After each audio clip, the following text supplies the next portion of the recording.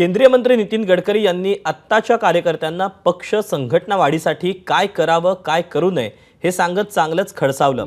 निमित्त होतं जनसंघाच्या ज्येष्ठनेत्या सुमतीताई सुकडीकर यांच्या जन्मशताब्दी वर्षाचं। नागपूरच्या वसंतराव देशपांडे सभागृहात हा कार्यक्रम पार पडला। यावेळी मोठं मंदिर उभारण्यासाठी आपल्याला मंदिराच्या पायाचा दगड व्हायचा आहे असा कानमंत्र नितीन गडकरी यांनी दिला। तसंच जुन्या पिढीच्या संघर्ष आणि त्यागामुळे भाजपच्या पदरात हे यश पडल्याचं नितीन गडकरी म्हणाले।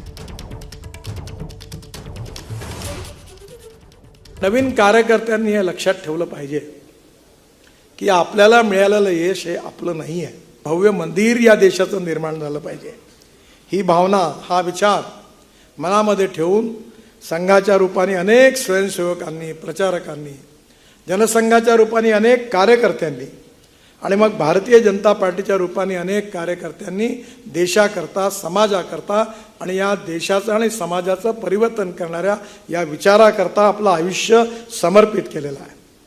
ते व्यर्थ जाता कामा नये। एबीपी माझा, उघडा डोळे बघा नीट।